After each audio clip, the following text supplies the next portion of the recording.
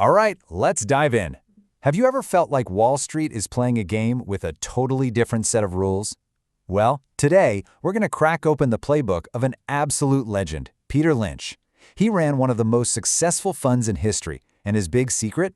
He believed that you, the regular person, actually have a massive advantage over the pros. Seriously. So, let's figure out how. So, Lynch kicks things off with this powerful quote. And everything we're about to talk about really hinges on this one idea. Your knowledge is your biggest weapon. This isn't about some complicated math or secret algorithms. It's about paying attention to the world right in front of you. So here's our roadmap. First, we'll uncover that hidden edge you have. Then, we'll learn how to sort stocks into different buckets. After that, we'll hunt for those perfect, kind of boring companies.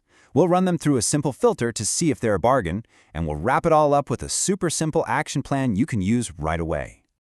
Okay, let's get straight to the heart of what Lynch was all about. This is the idea that just flips everything you thought you knew on its head. You, yes you, can actually do better than the so-called experts.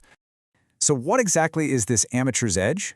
Well, it's pretty simple. It's your real-world experience. You're the one on the ground. Think about that new fast food place that's always got a line around the block, or that piece of software your company started using that everyone is suddenly obsessed with.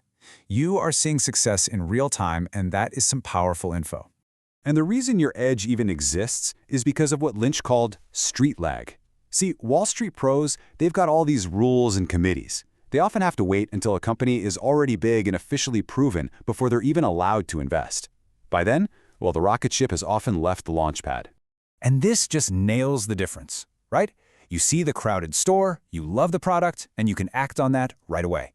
The big shot analyst, they've got to wait for the official quarterly report, get it approved by a committee, and by the time they can finally buy in, the stock isn't some undiscovered gem anymore. It's famous, and it's expensive. You beat them to the punch. Okay, so you found a promising company. What's next? Well, Lynch's next giant rule is just common sense. You absolutely must know what kind of company you're buying. They're not all the same, and you can't treat them like they are. Let's dig into the 6 categories he laid out. Now, what's so great about this is that it gives you a frame of reference. You've got your slow growers, think utility companies, you buy them for the steady dividend. Then you have the stalwarts, the big, reliable giants like Coca-Cola. They're not going to double overnight, but they're safe.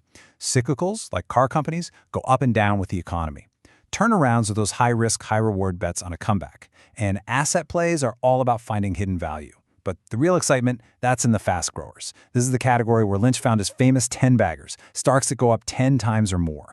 So if those fast growers are where the life-changing returns are, how on earth do you find them before everyone else does? Well, here's the funny part. Lynch's big secret was to look for companies that were, well, incredibly boring. So let's look at what he considered a perfect stock. Yeah, the perfect stock, according to Lynch, probably has a name that's a total snooze fest. It does something completely unglamorous, like waste management or making cardboard boxes. Maybe it's a spinoff from a bigger company that no one's paying attention to. And here's the key. Because it's so boring, the big Wall Street funds don't own it, and the analysts don't even bother to cover it. It's flying completely under the radar. And that gives you the chance to get in while it's still cheap.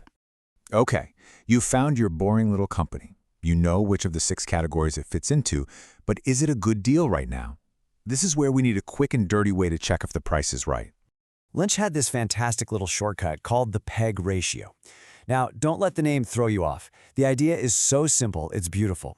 All you do is compare a company's price-to-earnings ratio, the PE, to how fast it's growing each year. So let's say a company is growing at 20% a year. You'd want its PE ratio to be around 20. If it's way, way lower, like say 10, then you might have just stumbled onto a fantastic bargain. But wait, before you rush off to buy, there is one last, absolutely crucial safety check. You have to look at the company's balance sheet. How much debt are they carrying? A fast-growing company is useless if it's about to be crushed by its debts. A healthy balance sheet isn't just a nice-to-have, it's a must-have. So we've gone over the core idea, the categories, the checks. Now let's put it all together. Let's boil this down into a simple plan you can start using, like, today. If you only remember 2 things from this entire discussion, please make it these 2. First, invest in what you know. If you're a teacher, you have a better feel for educational tech companies than any analyst. If you're a construction worker, you know which tool brands are best. Use that knowledge. Second, Try to ignore all the big-picture economic forecasts.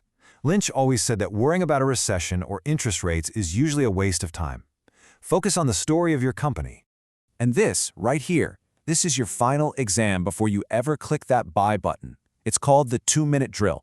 You need to be able to explain in 2 minutes or less exactly why you own this stock, which of the 6 categories it's in, and what needs to go right for this thing to be a winner. If you can't do that, you're not ready. You haven't done your homework. And that, my friends, is the genius of Peter Lynch in a nutshell.